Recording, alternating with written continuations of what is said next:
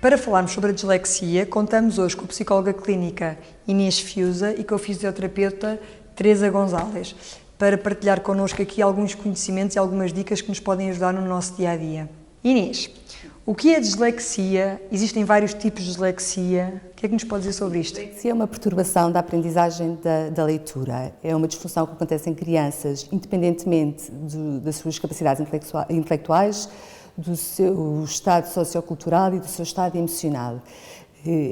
Sabemos que tem uma componente genética, mas é uma disfunção que ocorre no processamento da informação no cérebro. É uma disfunção neurobiológica em que a informação não se processa da forma correta, quer no hemisfério esquerdo, ligado ao processamento auditivo-linguístico, quer no processamento perceptivo-visual, ligado ao hemisfério direito.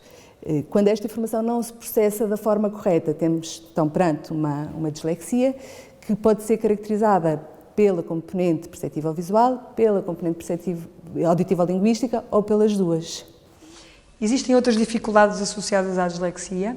Existem outras dificuldades associadas à dislexia, porque a dislexia, embora seja uma dificuldade específica na aprendizagem da leitura, normalmente é acompanhada por uma perturbação também ao nível da escrita, e aí estamos perante uma disortografia e uma disgrafia. A disortografia ao nível dos erros ortográficos, a disgrafia ao nível da caligrafia.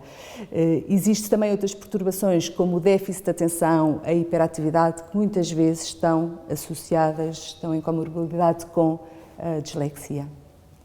Como é que a dislexia pode afetar uma criança que não foi diagnosticada, mas que tem dificuldades persistentes na leitura e na escrita?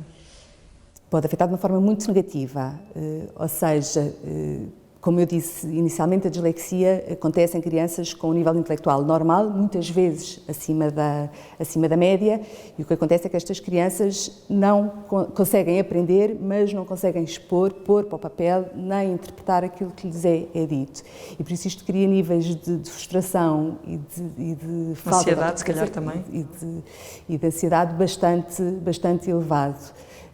Porque elas sentem de facto que têm capacidade para aprender, mas depois não conseguem pôr no papel.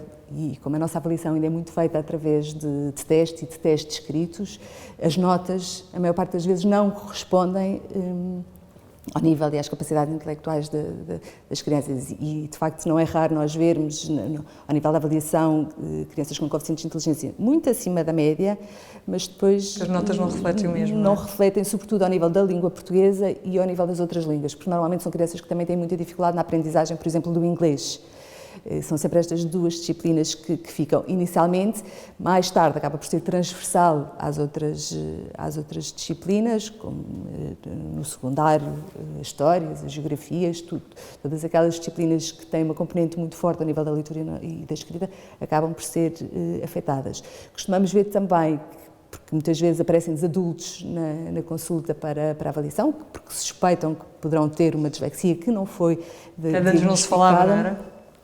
E normalmente estes adultos têm uma característica em comum que de facto são bastante inseguros, têm uma autoconfiança muito baixa, e isso acaba depois por afetar também o seu trabalho e as suas sociais, competências. Exatamente, e o que nós fazemos, porque ao nível terapêutico não se trabalha com uma criança de 7 anos, a mesma coisa que se trabalha com um adulto, trabalhamos muito esta componente emocional e comportamental, mas o facto de haver um diagnóstico é muito importante, e sabemos que quanto mais cedo o diagnóstico for feito, maior é a possibilidade da criança conseguir evoluir e ter o seu percurso. Sim, porque não tem implicações só na escola, mas no dia-a-dia da mesma, não é? Quanto mais precocemente pudermos intervir, tanto melhor. Até porque o que acontece é que as crianças vão aprendendo, não é? Não ficam estagnadas, apesar de que cada criança tem o seu ritmo. Há crianças que são mais imaturas e que demoram mais tempo a evoluir e a ultrapassar as suas dificuldades, mas depois há outras crianças, e isto também é muito comum aparecer entre as crianças no 3º ano e no 4º ano, em que os pais dizem estávamos à espera que ela desse o salto, ou sempre achei que isto era uma questão de imaturidade, mas de facto agora está no 3º ano e no 4º ano ainda não consegue ler. Pronto, e o que acontece é que aqui é importante nós percebermos que de facto, quando existe aqui mesmo que seja imaturidade, é sempre importante fazer a avaliação para fazer o despiste, porque se for imaturidade, a criança depois vai evoluir. Se não for imaturidade, se houver um problema específico, a criança tem que ser trabalhada e ajudada. Existem sinais para os quais nós possamos estar alerta? existem sinais sobretudo para os pais e para os professores, quer num pré-diagnóstico, quer num pós-diagnóstico. No pré-diagnóstico é muito importante os professores e os pais também, mas sobretudo os professores que lidam com as crianças desde muito cedo, a detectarem estes sinais de alerta, como, por exemplo, no pré-escolar, as crianças que falam a bem pesado, que têm muita dificuldade em aprender as rimas, a memorização auditiva, crianças que têm dificuldade em pegar no lápis, que têm dificuldade em seguir as linhas, que têm dificuldade ao nível espacial, crianças que não conseguem estar sentadas, que não têm motivação nenhuma para este tipo de aprendizagem, são sinais que os professores podem estar atentos. Depois, obviamente, à medida que vão evoluindo, as trocas das letras, as trocas dos sons, a correspondência do som com o grafema, a dificuldade em expor as suas ideias no papel, e por isso estes sinais de alerta são muito consoante a faixa etária de cada... E nos adultos, por exemplo, que é uma coisa que se fala pouco, mas que existe, há sinais assim de alerta mais fortes que possamos ver ou não? Nos adultos tem muito a ver com a capacidade que eles têm nesse momento e com a necessidade que eles têm de expor a sua leitura e a sua escrita, mas normalmente os adultos que têm dislexia são adultos que não gostam de ler, que ficam muito cansados quando estão a ler, que leem um texto e não compreendem, que têm que escrever um relatório ou têm que escrever um documento. Desmotivam logo à partida. E dão muitos erros, e hoje em dia temos a sorte de ter os computadores que vão identificando os erros. Para corrigir, mas passa muito por aí, passa muito naquilo que são, e nós já tivemos várias avaliações em adultos, e já agora recordo-me de uma senhora que trabalhava na parte administrativa e que tinha que fazer relatórios, e de facto ela dizia que quando passava para o papel aquilo saía tudo trocado, mesmo que ela pensasse... De forma estruturada, não é? Quando passasse para o papel tinha alguma dificuldade. Que é importante, que era o que eu estava a dizer, que é importante os sinais de alerta antes, mas depois é também muito importante o procedimento depois, porque muitas vezes estas crianças vivem, crianças e adultos, não é? Vivem angustiados porque não têm um diagnóstico, porque não sabem, não é? A mesma coisa que nós sabemos, há qualquer coisa em nós que não está bem, mas não sabemos o que é que... Sim, nós sentimos, o que é que é. E eles também, é igual, eles sentem que qualquer coisa se passa. Muitas vezes são apelidados e conotados como crianças preguiçosas, crianças que não querem fazer, que são desmotivadas, que não se interessam pela escola. Os paizinhos têm que dar castigos. E muitas vezes... Vai muito para além disso, não é? Vai muito para além disso. Vai mesmo muito para além disso, e por isso, na altura do diagnóstico, nós sentimos até na consulta, quando estamos a falar sobre os resultados dos testes, é um alívio, as crianças ficam, pronto, pelo menos é isto, tenho isto e vou trabalhar para isto. E depois há aqui... Já há um caminho, não é? E muitas vezes nós vimos logo inicialmente uma evolução muito gira e muito positiva, só pelo diagnóstico, ainda nem sequer foi trabalhada, mas só pelo diagnóstico. Pois obviamente que há aqui muitas competências que têm que ser trabalhadas, porque se não forem trabalhadas a criança vai arranjando estratégias para lidar com o problema, mas podem ser boas ou podem ser más, mas não têm as ferramentas para conseguir ultrapassar as dificuldades. Temos que trabalhar questões mesmo ao nível dos processamentos. Como é que é a vossa abordagem enquanto equipa perante a dislexia? Assim, a nossa abordagem é uma abordagem multidisciplinar. Nós fazemos sempre inicialmente uma bateria de testes para fazer um diagnóstico, porque lá está, fazer aqui o diagnóstico preciso é muito importante para perceber que tipo de dislexia que estamos a falar, para depois conseguirmos adequar as terapeutas específicas para aquela dislexia, porque as dislexias não são todas iguais. Nós não trabalhamos a dislexia igualmente para todas as crianças. Há crianças que precisam de um determinado tipo de terapias, há crianças que precisam de todas as terapias. A nossa abordagem é multidisciplinar e trabalhamos ao nível, após o diagnóstico, o treino cognitivo, que são sessões específicas para trabalhar quer as competências cognitivas, mas também uma reeducação da leitura e da escrita, a psicomotricidade, a parte postural e a terapia da fala, quando se justifica. A parte postural é giro. Explica um bocadinho mais da parte postural.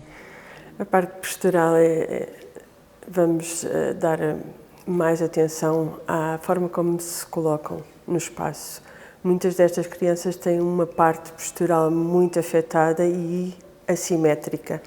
Esta assimetria leva a que realmente há uma coisa fundamental que não vai funcionar bem. A principal será a visão, que não vai funcionar bem. A audição também se poderá encontrar alterada com esta assimetria pelo posicionamento da cabeça. Qualquer criança que tenha uma posição alterada em termos de eixo central... Estamos a falar da postura da criança, por exemplo, sentada em sala de aula, sentada na sala de aula, mas mesmo na posição de pé, muitas vezes se nota essa assimetria. Há um posicionamento inclinado da cabeça, quer em pé, quer sentado. Poderá ser uma criança, sinais de alerta que poderão ter os pais, uma criança que gosta muito de trabalhar encostada a uma mão e que tem por hábito tomar esse posicionamento. E por isso nós devemos dar-lhe formas de reeducar a sua postura de forma a tornar isso tudo simétrico e dar preferência a uma visão primária, em que os dois olhos estão simétricos e à mesma altura, de forma a que as coisas se processem em termos de cérebro de uma melhor forma. Boa. Até porque muitas vezes nós na avaliação deparamos com, quando a criança está a fazer os testes, nesta postura bastante incorreta. Muitas vezes eles estão a fazer a prova de escrita com a cabeça deitada em cima da secretária, uma coisa que nós achamos que é impossível, que não se consegue. Como é que eles conseguem ler? A maior parte das vezes eles estão mesmo com a cabeça deitada, com a orelha colada, e isto obviamente que provoca grandes alterações. Pelo menos desconforto tem que dar, de certeza, não é? Para nós daria, para eles não dá. Não? Mas o que acontece muitas vezes é que depois também têm tendência para estar a mudar de posição. É. E o facto de estarem sempre a mudar de posição também desconcentra o trabalho que estão sempre a fazer, a perder o foco, não é? Estão sempre a perder o foco, exatamente. Também não ajuda. Então, e de que forma é que os professores podem ajudar? Como é que podemos envolver a comunidade educativa? Pais, professores, porque a ideia é como a criança não está só em gabinete, não é? Convosco. A ideia é todos trabalharmos nesta mesma dinâmica, não é? De que forma é que os professores e pais podem ser vossos aliados? Podem várias vertentes, não é? Na vertente da reeducação da leitura e da escrita, normalmente estas crianças acabam por ter um apoio específico prestado pela escola, com a professora de apoio pedagógico, mais no sentido de conseguir orientar e organizar a sua dinâmica escolar, não tanto com um trabalho específico, porque muitas vezes é difícil as escolas conseguirem ter uma professora de educação especial para uma criança, porque estas crianças necessitam de um trabalho quase individual ou em pequenos grupos. É importante os professores também terem atenção às medidas que são necessárias, porque estas crianças não podem ser expostas à leitura em voz alta perante a turma. Estas crianças, quando estão a fazer os testes, porque são crianças que são mais lentas na realização dos trabalhos, embora isto depois, lá está, difere do tipo de dislexia, porque nós tanto temos uma criança que é muito lenta a fazer uma composição, como temos uma criança que é muito rápida e que faz 3 linhas e já está. Não é? Porque às vezes os professores dizem, precisa de mais tempo, mas ele é o primeiro a sair da sala de aula. Porquê? Porque ele tem uma ideia fixa que é sair dali para fora, não é? E por isso a compreensão do professor perante a criança e perante o aluno com dificuldades de aprendizagem é importantíssima, porque estas crianças são sensíveis e funcionam muito com a empatia. Têm que ser apoiadas emocionalmente, não é? E todas as medidas são importantes no sentido de não prejudicar a criança ou o adolescente pelas suas dificuldades. Depois, em termos O professor, como um educador, também deve fazer com que elas tenham boas posturas, porque isso deveria fazer parte da própria educação desde pequeninos, sabendo que essa postura irá auxiliar na forma como eles aprendem as coisas. Não só nisso, também como na disposição das salas, manter as salas orientadas para um quadro, de forma a que elas tenham a tal visão primária a funcionar sempre, não orientar carteiras de forma a que isso não aconteça, portanto, aquela em ou em grupos de 4 que o quadro fica numa outra posição que todos têm que virar para olhar. Há diversos pormenores que podem ser também educativos e irão facilitar a aprendizagem. E nos pais em casa? Os pais são fundamentais também, não é? No sentido os pais é engraçado, sem ter graça nenhuma, muitas vezes vêm com um sentimento de culpa, porque são pais que estão constantemente a chamar a atenção às crianças porque não consegues aprender a ler e ontem conseguiste fazer e hoje não consegues fazer porque... Às vezes é desgastante depois no dia de trabalho, É muito desgastante, e há aqui uma tensão da relação. Quando, de facto, quando existe esta tensão e que sobrepõe-se ao relacionamento e ao bem-estar da família, daquela relação entre mãe e filha, ou pai e filha, é importante que se quebre e que se peça que seja outro elemento da família, uma avó, um tio, um irmão, alguém que trabalhe com a criança e não... Porquê? Porque estas crianças vão precisar de ajuda em casa, vêm com os trabalhos de casa, se ela não sabe ler, não consegue executar a tarefa. E por isso é muito importante este apoio dado pelos pais. E depois, de facto, havendo a possibilidade de fazer estes trabalhos específicos, quanto mais cedo, melhor. Sim. Inês, quer-nos deixar uma mensagem aqui relacionada com a dislexia? Eu acho que é importante os professores e os pais e toda a comunidade educativa estar atenta a estas crianças, às crianças com dificuldades de aprendizagem em geral, porque a criança, quando não aprende, é porque se passa qualquer coisa. Não é? Quando, de facto, são crianças com capacidade e não haja diagnósticos de déficit cognitivo significativo, as crianças não aprendem por algum motivo, seja ele dislexia, seja ele parte emocional, seja ele falta de professores que consigam dar resposta a estas aprendizagens. Por isso é importante estarmos atentos e fazer estes diagnósticos o mais cedo possível, estas avaliações mais cedo possível, porque mais vale chegarmos à conclusão de que não é uma dislexia, que é só de facto uma imaturidade e que vai passar, do que não avaliar. Como desaparecem muitas vezes crianças no terceiro e no quarto ano que não conseguem mesmo ler e que já estão com sofrimento. E é muito mais difícil acompanhar depois a turma, não é? Se fosse uma intervenção precoce no primeiro ano ou no segundo ano, idealmente, não é? Num terceiro ano, faça tudo às dificuldades, mais a vergonha, não é? Perante os colegas, não é de todo fácil. Porque isso acontece muito, não é? Nós vemos estas crianças que têm uma autoestima muito baixa. Porque lá está, de facto, eles veem porque isto falha na execução, muitas vezes. Eles veem os colegas a conseguir avançar e conseguir ler a frase, e eles não conseguem e não percebem porquê.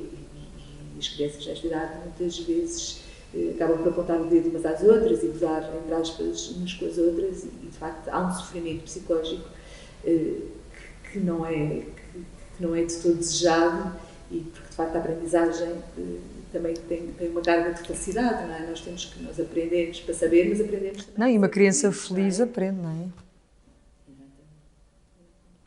é? Agradeço-vos muito por terem estado aqui hoje, por terem partilhado connosco as vossas ideias. Obrigada, e em casa estamos à vossa disposição. Muito obrigada.